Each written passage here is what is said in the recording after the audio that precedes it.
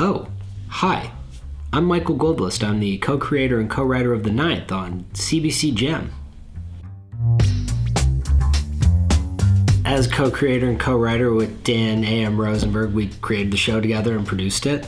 One of my duties was writer on set, so when there was a big problem with any of the scenes, like a line sucked and I had to rewrite it, then that duty would fall to me. Me and Dan worked on it together, but it would be sort of my responsibility. Sometimes people would come up with lines and they'd pitch them to me, like, what if I said this instead? And then I'd be responsible for being like, yeah, that's way better than the shitty writing we had before. No, writing's great, but you know what I mean. Yeah, it's unlike anything I've ever done before. It was such a wild and cool experience. It was so awesome to step on a set every morning and see all these people saying the things that me and Dan wrote, like they were their words. And they're like, we wrote that. And now the guy's saying it. Like, he really means it. It's great. It's an incredible feeling. Yeah, I got my start as an actor, so I did some stuff as a kid. I was in a performing arts high school, so did like the usual crap that you do in high school. Then I went to college for acting, so I did Shakespeare and some musical theater, and moved to New York, did more acting there, a lot of Shakespeare, some kid shows, and wasn't really writing. And then when I moved back to Toronto, got a little bit more into writing, producing. Me and Dan, who've known each other like basically our whole lives, like started working together, and we did some music videos and some commercials, and that was really amazing because like I was able to, it's tough being an actor because you can only work when someone hires you, and if you're not hired at the moment, you've got nothing to do. So it was great to find an outlet for all that energy. And me and Daniel worked on a music video where I was acting in it and he was directing it, which was really cool. And then yeah, we've worked on some corporate stuff, which is actually pretty fun. And we've worked on some other series together, but this is the first project that was like just ours that we worked on together that was this scope. So it's a first step for us, but it was amazing. I think what drew me to writing is I had a friend who's a stand-up comedian, and we would just like hang out and I'd come up with jokes for him because I didn't do stand-up. I didn't realize I was writing at the time, but he would go and do my jokes on set, and I would like sit in the back of the room, and when he would do one of my jokes, the thrill of like, that's my joke, especially when it didn't get a laugh, because I was like, no one got my joke, that's my joke.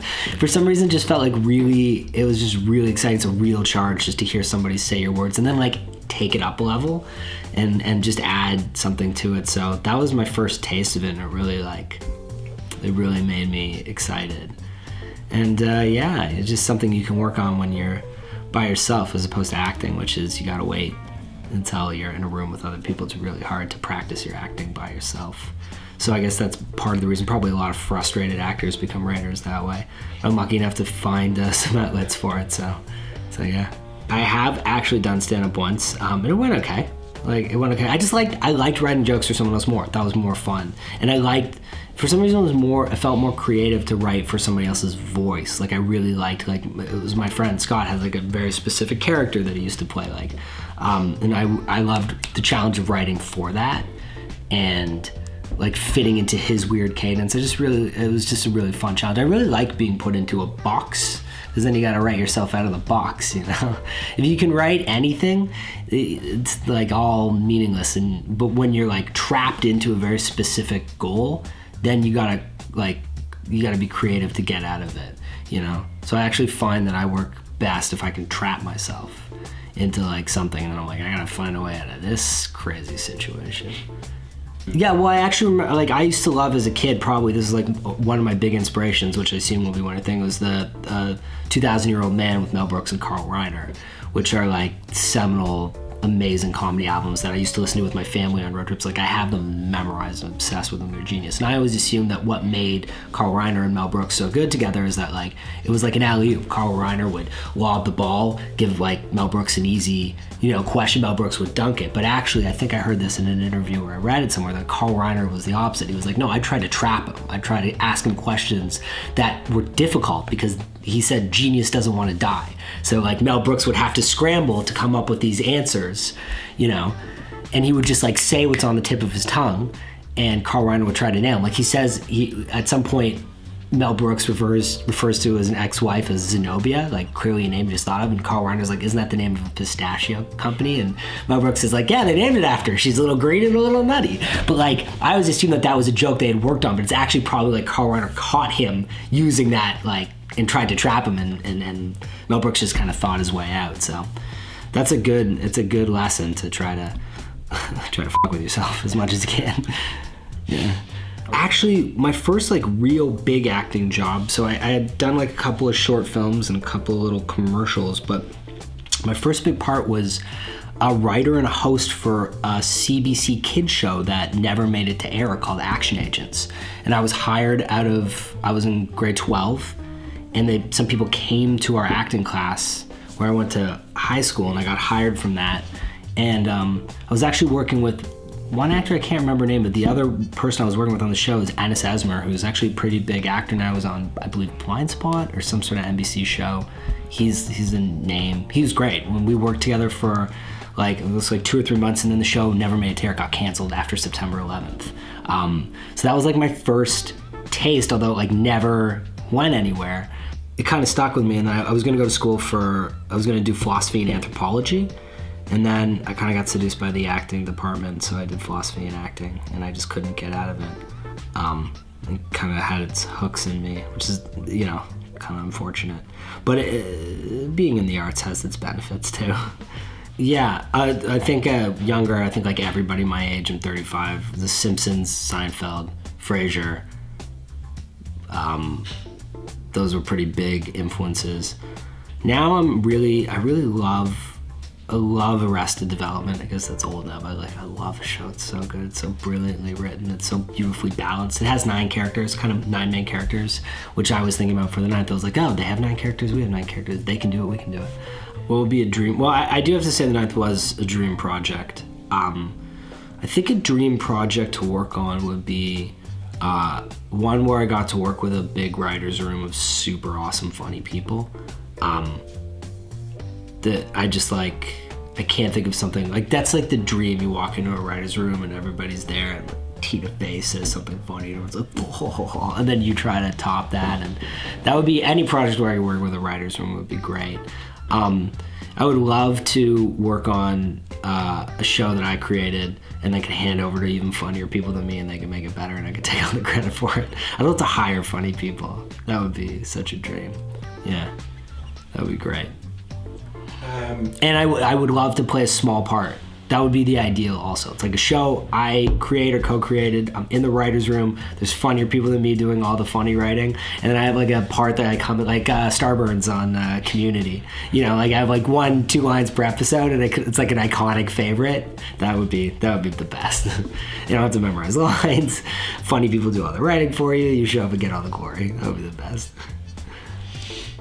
I still want to do some of the funny writing. I just also want to work with funny people, I think it'd also be really fun to work on a show that was set up like a really dry procedural, but then you had to make it funny and interesting. Like that, like the unfunniest. I like to work on something that's like the unfunniest premise possible, or like the most uninteresting, like tax accountant. And then like you just got to make that interesting somehow. I think it'll be a good challenge. The weirdest experience, I did a show as an actor that shall be unnamed. It's canceled now. It's a show that was filmed in Canada, and I had one line on it. I was playing a guard. I had one line, and it was in season 5, the show, and like the vibe on set was just like everyone fucking hated being there. Everyone was really like upset at having to work in television, which like for me, I was like, I'm like thrilled to have one line on the show, and everyone's complaining like, no, we did this, and I was sitting like when we were staging the scene, I was standing right near the B cam operator. So there's a 2-camera show, so there's the A camera over there and the B camera, and obviously when there's a 2-camera show, everything's like geared towards the A camera. That's your real one. The B is like kind of getting other stuff. So someone puts me basically right in front of the assistant director's like, you stand here. So I'm basically standing in front of the B cam, kind of blocking them. And I'm trying to like lean away a bit so I don't block them. On the other hand, it's like I gotta stay where I'm put. It's not my job to worry about B camera shot. I'm just like an actor and I'm gonna say a line.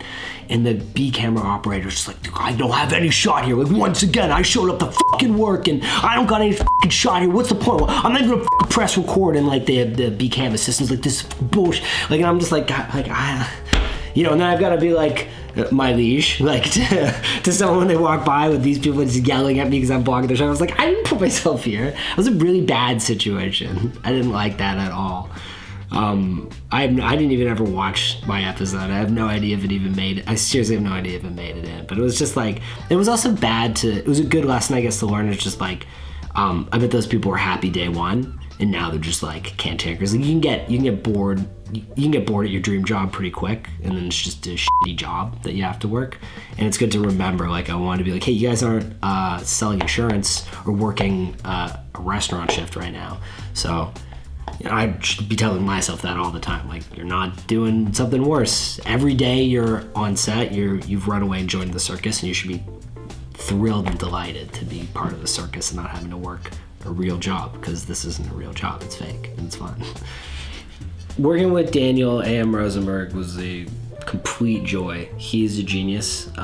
We get along all the time. We don't get along all the time, but we get along really well. Creatively, we get along really well. And he thinks so differently about story than I do. He's he's a real structure guy.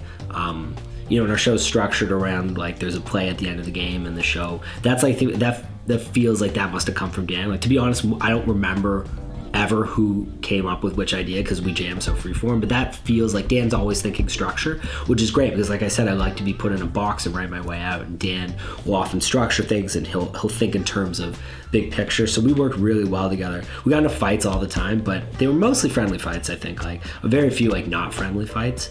We've known each other for a long time and we work very closely, so I think we drive each other nuts.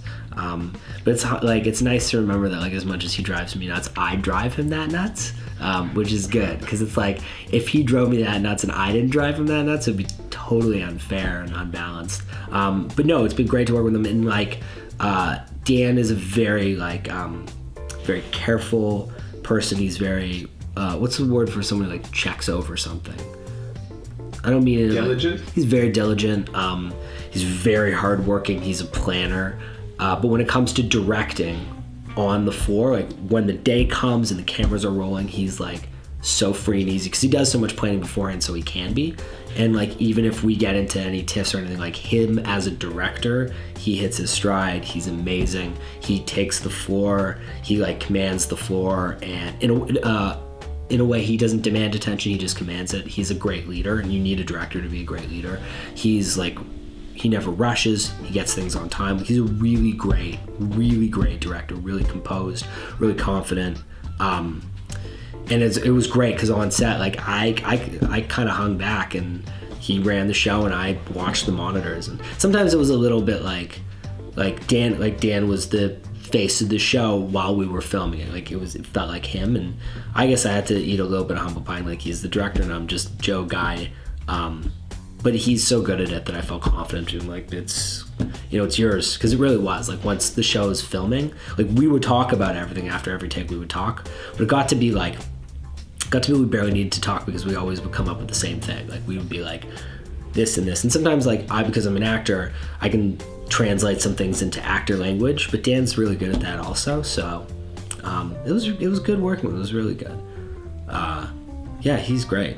He's great. I'm really lucky because also he kind of brought me into this business. I was just an actor, and now I was a lowly, poor actor, and now I've climbed my way up to lowly, poor producer, writer. So yeah, it's all looking on the up and up. Thanks to Dan. There'll be season 2 will have a lot more nudity. That's for sure. We need to up the ante. Like I'm full, like you'll actually be able to watch a colonoscopy on season 2. You'll see the full camera high def colonoscopy. That's something that's not that you don't usually see on television. I'm all about like pushing boundaries and breaking boundaries, and people have like, sure, like maybe sometimes you'll see someone's butt on TV, but I'm like, but have you ever seen inside someone's colon on TV? know, and that's what makes great TV. It's like a kind of basically Magic School Bus, and it's not really all that different. Everyone was always like, all right, Magic School Bus, let's go up someone's ass. We all know what we want to see here. We're shrunk down, we're going into someone's body. We're like, let's go into the ear. We're like, come on. We all know where the Magic School Bus really wants to go, where the teacher really wants to take them. And the kids are like, what's that? The teacher's like, well, that's the prostate. How you guys doing? We're in the midst of an interview. Oh yeah, I heard you talking about the Magic School Bus. That's in the interview. That's a part of it? Yes, okay. it is. How's it going? Season 2. Let's finish up the interview. Yeah, I just my wife is hostage. She can walk through. You can't. Huh? I can walk through. Okay, you're almost done though? Yeah. I'll put my headphones back on. Oh, what else He you want really to talk knows about? what the kids are doing these days. He's like, this is... My favorite CBC show of all time is without a doubt Kids in the Hall. It's such an inspiration. It's such a hilarious, weird show that is so funny and so strange and so... It's just amazing. Those guys are all hilarious. I adore them. I'm pretty sure I just saw Bruce McCullough like walking down the street on King Street, and I was like, Bruce McCullough. Like, I think about certain sketches from Kids in the Hall like weekly, like the asshole sketch where he's like, "You're the asshole, you're the asshole." There's a million things from that show that are just so funny, unspeakably funny. Squish Your Head is amazing, so inspirational, and such a progressive and ahead of its time show, because it just was really queer in really funny ways. And great show. It's just brilliant. Love it. I think the show's funny. I think it's really good to watch. It definitely progresses too. So if you watch episode 1 and episode 2, you'll notice that it's going in a direction. And if you get to episode 8, which I think you should, because I think it's worth watching the whole series, it goes somewhere. It travels the course of a summer, and there's some movement in the characters. And I like what we did. I think the show's really funny. I think the acting's incredible. We have great actors, like star turns. And I think we captured an energy of what it's like to, get drunk on a summer night with people who you like and also people who you don't like, which is how the world really works. That's actually something I'm proud of the show, is that we have this team together and they don't really like each other very much. It's one of the things that I don't love about some sitcoms. Ours isn't a sitcom, but some things I don't like in TV is everyone gets along. It's always better when people really don't get along, because that's true to life when people are forced to be together. So I think that's one of the things I like about the show. But yeah, you should watch it. I think it's great. I think it's really fun. And what else are you gonna do with your time? Yeah. You got you're watching this interview. It's not like your time is so valuable that you can't go watch. They're 12-minute episodes. Like, this interview is long, so you just watch a couple more. Watch one a day. I don't know, while you're on the treadmill. You get CBC Gem on your phone or tablet, so you could bring that on your treadmill or your rowing machine. I'd suggest doing that. Well, hey, if you like this video, you should check out some of these other amazing videos. And don't forget to subscribe to this channel. And, of course, check out The Ninth, streaming on CBC Gem. The Ninth. Catch it. Do people think we're saying cat shit? C-A-T space shit. The Ninth. It's cat shit. Catch. Every time I say it, I was like, it sounds like cat shit. But I think that's fine, too.